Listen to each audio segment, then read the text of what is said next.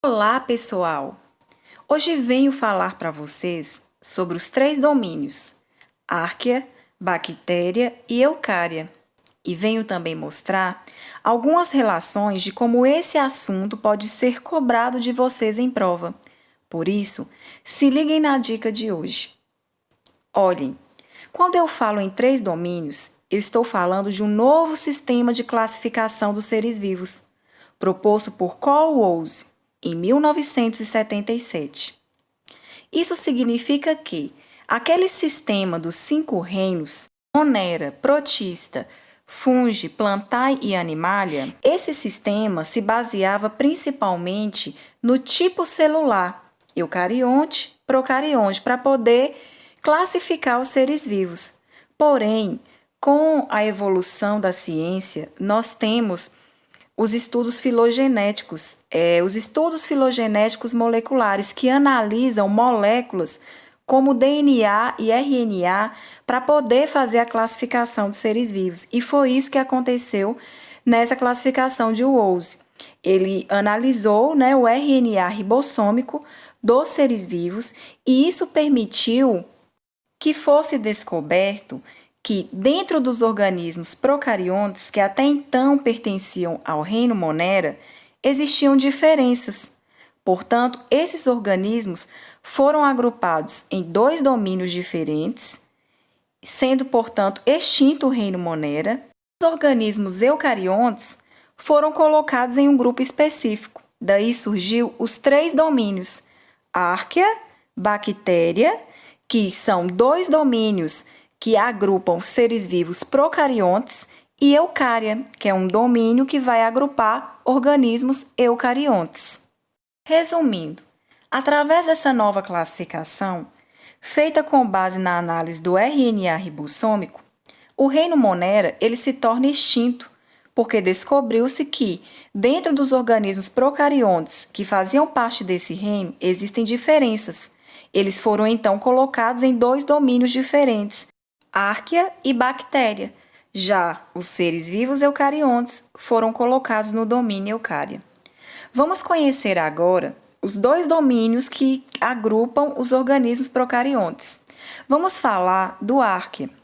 Nesse domínio, os procariontes que pertencem a ele são quimiotróficos, ou seja, tiram energia de substâncias químicas, e também são conhecidos como extremófilos, ou seja, organismos que vivem em condições extremas. Então, nesse domínio, vamos encontrar, por exemplo, os halófitos extremos, que são bactérias que vivem em ambientes ricos em sal. Deixei um exemplo aqui de uma espécie para vocês. Temos ainda os termófilos extremos, que são bactérias que vivem em condições de altas temperaturas, em vulcões, por exemplo, onde a temperatura gira em torno de 90 graus. Também deixei um exemplo de bactérias que fazem parte desse grupo.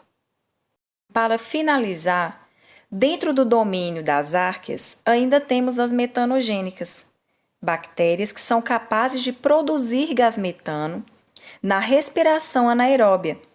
Elas são conhecidas como organismos anaeróbios obrigatórios, que são aqueles que conseguem retirar a energia da matéria orgânica sem usar oxigênio. E esse obrigatório aí significa que são bactérias que não toleram a presença de oxigênio e podem até mesmo morrer. Aqui temos um ponto importante.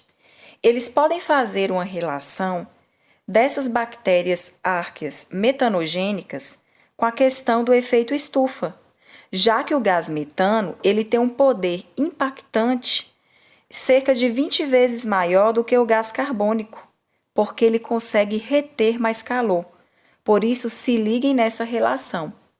Outra questão é com relação à estação de tratamento de esgoto, já que essas bactérias anaeróbias metanogênicas, elas são usadas no processo de decomposição da matéria orgânica nas estações de tratamento de esgoto. Então, também podem fazer alguma relação nesse sentido. Agora, vocês podem me perguntar, o que essas arqueobactérias elas têm de diferente das bactérias? Um dos pontos é com relação à constituição da parede celular. A parede celular das árqueas não possui peptidoglicano. Outra coisa, a constituição do flagelo dessas bactérias árqueas é diferente do flagelo que constitui as bactérias que pertencem ao domínio bactéria. Outro ponto muito importante é que as bactérias árqueas, elas, devido a essa análise que foi feita, elas foram consideradas evolutivamente mais próximas dos organismos eucariontes. Vamos conhecer agora o domínio bactéria. O domínio bactéria, ele abrange um conjunto de bactérias mais comuns. Bactérias que podem ser encontradas em ambientes como água e como solo. Também são procariontes, como eu já havia dito anteriormente. E unicelulares. Aliás, nos dois domínios, os organismos são procariontes e unicelulares. E aí, nós teremos neste domínio as bactérias que estão envolvidas com as doenças humanas, como o tétano, a leptospirose, a hanseníase, entre outras doenças humanas que são causadas por bactérias. Por último, vamos falar do domínio eucária.